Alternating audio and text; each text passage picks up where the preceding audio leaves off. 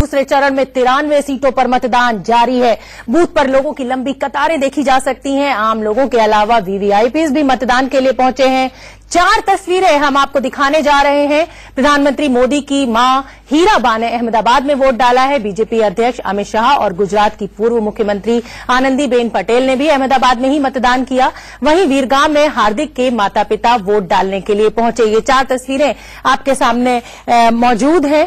लोकतंत्र का सबसे बड़ा उत्सव जो आज लोग निकले हैं वोट डालने के लिए। और प्रधानमंत्री नरेंद्र मोदी की 98 वर्षीय मां बूढ़ी है बहुत, और उसके बावजूद वो आज वोट डालने पहुंची हैं और कहीं ना कहीं ये मैसेज देने की वो कोशिश कर रही हैं जनता को कि बाहर निकले ज्यादा से ज्यादा संख्या में और अपने वोट का इस्तेमाल करें। बीजेपी अध्यक्ष अमित शाह भी पहुंचे हैं, पूर्व मुख्यमंत्री आनंदीबेन पटेल पहुंची हैं और हार्दिक जो एक नया चेहरा बनकर उभरे हैं इस बार के चुनावों में, उनके माता पिता भी वोट डालने के लिए पहुंचे हैं, वो दिखाते हुए अपनी उंगली की स्याही।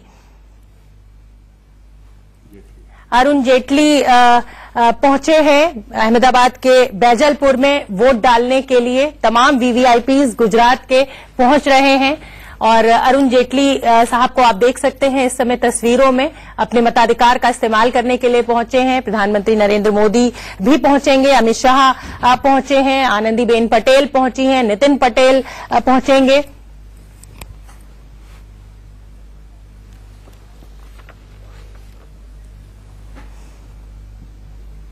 तो हमारे साथ तमाम पैनल जुड़ा हुआ है चर्चा के लिए। हमारे मैनेजिंग एडिटर राणा यशवंत मेरे साथ स्टूडियो में मौजूद हैं और सीनियर जर्नलिस्ट मेरे साथ मौजूद हैं। हमारे शिवपूजन झा मेहसाना में मौजूद हैं और उनके पास सबसे पहले रुख कर लेते हैं।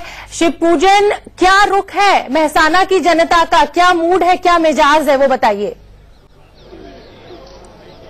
कल तक जब मैं इस इलाके में घूम रहा था तो मुझे ऐसा प्रतीत हो रहा था कि बहुत कांटे की टक्कर दे रहे हैं, क्योंकि मेहसाना एक ऐसी जगह है जो बताया जाता है कि पाटीदारों का खासतौर से यहाँ पर बहुत ज्यादा दबदबा है। लेकिन सुबह से जब ये लंबी कतार देख रहा हूँ और लंबी कतार में लोगों से मैं बात कर रहा हूँ तो इन सबका यही कहना है कि पाटीदार आंदोलन का कोई खास फर्क नहीं पड़ने वाला है। कुछ और लोगों से हम बात करते हैं, जानने की कोशिश करते हैं। एक बड़ा आंदोलन, पाटीदार आंदोलन खड़ा हुआ, आपको लगता है इस चुनाव में उससे कोई फर्क पड़ेगा?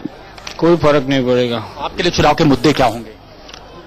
मेरे लिए तो ये ठीक है कि भाई देना है वोट तो देना है, लेकिन कुछ चुनाव में तो ऐसा कुछ लगता नहीं कि ये चुनाव से पाटीदार को कुछ फर्क पड़ेगा। आपको लगता है पाटीदार आंदोलन से कोई फर्क पड़ेगा चुनाव में? नहीं, कोई फर्क नहीं पड़ेगा, मोदी ही चाहिए। हार्दिक पटेल कोई फर्क लाएंगे चुनाव में? कुछ नहीं पड़ेगा। हार्दिक पटेल से कोई फैक्टर? और राहुल गांधी लगातार मंदिरों का दौरा कर रहे हैं, उससे कुछ फर्क पड़ेगा? राहुल गांधी क्या गुजरात में इसके लिए वो कर रहा है, बाकी राज्यों में यूपी में हो तो वो मौलाना का, ये मस्जिद में जाता है, 2 तरफ का उनका है। वो आपके लिए मुद्दे क्या होंगे चुनाव में? विकास और कुछ नहीं, विकास के हिसाब से, और विकास हुआ है। हार्दिक पटेल की लेकिन रैलियों में हमने देखा बहुत जबरदस्त भीड़ है। आपको लगता है वो भीड़ जो है वोट में तब्दील होगी? नहीं होगी। वो अभी बीजेपी जो विकास कर रही है उसके हिसाब से ही बीजेपी आएगी। वो बीजेपी आएगी क्योंकि दिल्ली में और जब चुनाव में तब्दील हो वोट तभी वो फर्क पड़ेगा।